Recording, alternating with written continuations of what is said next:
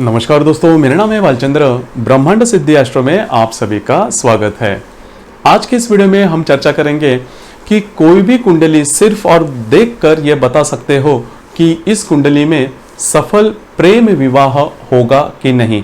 ऐसे कौन से योग है या फिर ऐसे कौन सी राशियां हैं, उसके ऊपर आपको ध्यान देना चाहिए। आपको ज्योतिष ज्ञान की इसके लिए आपको ज्योतिष ज्ञान की किसी भी प्रकार की आवश्यकता नहीं है। सिर्फ और सिर्फ दो तीन बातें आपको ध्यान में रखनी है। वो बातें कौन सी है, किस तरह से आपको उसे अमल में लाना चाहिए, इसके बारे में चर्चा इस वीडियो में हम करने वाले हैं। तो हम पहले तो ये बात है कि प्रेम अलग बात है और विवाह अलग बात है। तो इसके लिए प्रेम विवाह होने के लिए ऐसी कौन सी बातें हैं वो सबसे ज्यादा महत्वपूर्ण होती है। तो फिर पहले तो ये जानना हमें बहुत ज्यादा आवश्यक है कि जो प्रेम होता है, जो विवाह होता है, जो लैंगिक सुख जिसे हम बोलते हैं या फिर यौन सुख जिसे हम बोलते हैं, इन सभी के लिए एक ग्रह सबसे ज्यादा महत्वपूर्ण होता है, वो है शुक्र। तो अगर आपकी कुंडली में शुक्र बहुत ही अच्छे स्थान में या फिर हम राशि में कह सकते हैं, क्योंकि राशि बहुत ज्यादा महत्वपूर्ण होती है किसी भी ग्रह के लिए। तो अगर शुक्र अपने राशि में उच्चतम हो या फिर अच्छे राशि में है, तो आपका जो प्रेम विवाह है वो प्रेम विवाह बहुत ही इजीली या फिर सरलता पूर्वक हो सकता है।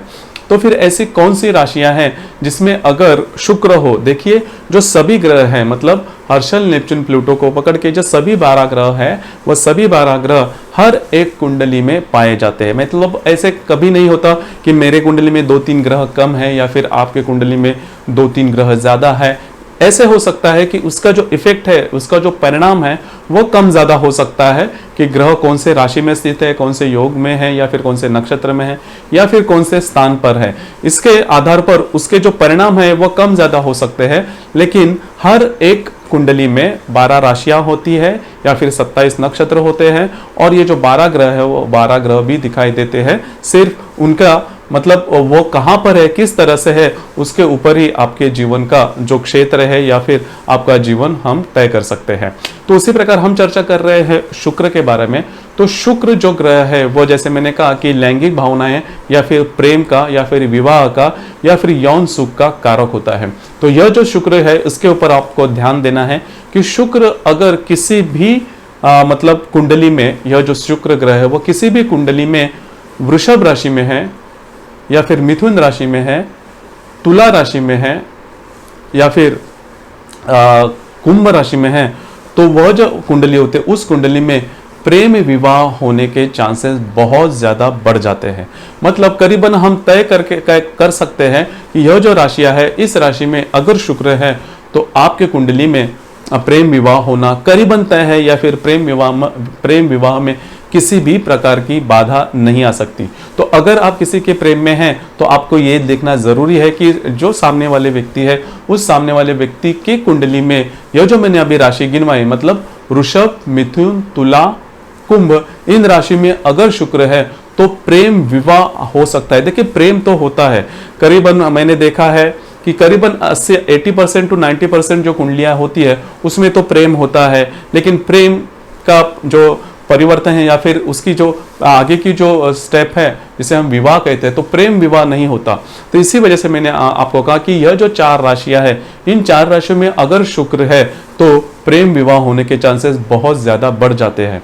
तो आपने कुंडली तो देखी होगी। तो कुंडली में जैसे मैंने कहा कि पहले ही कहा कि आपको अगर ज्योतिष का ज्ञान न हो फिर भी आप यह जान सकते हैं या फिर आप समझ सकते हैं। तो फिर अगर आपके सामने कुंडली आ जाए तो कुंडली आने के बाद हमें पता नहीं चलता कि वहां उस कुंडली पर तो यह लिखा नहीं होता। जो भी मैंने अभी राशि के नाम गिनवाए तो राशि के नाम नहीं लिखे होते। तो आपने देखा होगा कि जो बेसिक कुंडली जिसे हम लगन कुंडली भी कहते हैं या फिर एसेंडेंट भी बोलते हैं, तो उसको हम कैसे जाने। तो उस कुंडली में आपने देखा होगा कि 1 से लेकर 12 तक आंकड़े होते हैं।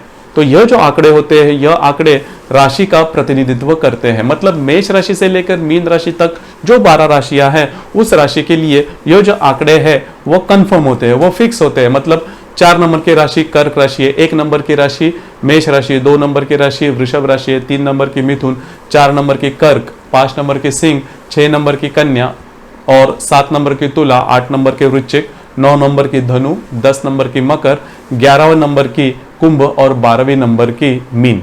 तो ये जो नंबर है वो नंबर हर राशि के लिए फिक्स होते हैं। अभी ये जो नंबर होते हैं वो आपके जो जन्म का स्थान होता है या फिर जन्म की जो तारीख होती है या फिर जन्म का जो समय होता है उसके आधार पर ये जो नंबर होते हैं उसमें उलटफेर हो सकता है, लेकिन वो जो नंबर है वो नंबर राशि का प्रतिनिधित्व करते हैं। तो जैसे मैंने कहा कि अगर आपको सिर्फ यह देखना है कि जो शुक्र, अभी देखिए यह शुक्र लिखा हुआ होता है, अगर शुक्र पूरी तरह लिखा नहीं तो शु कम से कम लिखा होता है हर एक कुंडली में, अगर उसे ही शुक्र ग्रह कहा जाता है।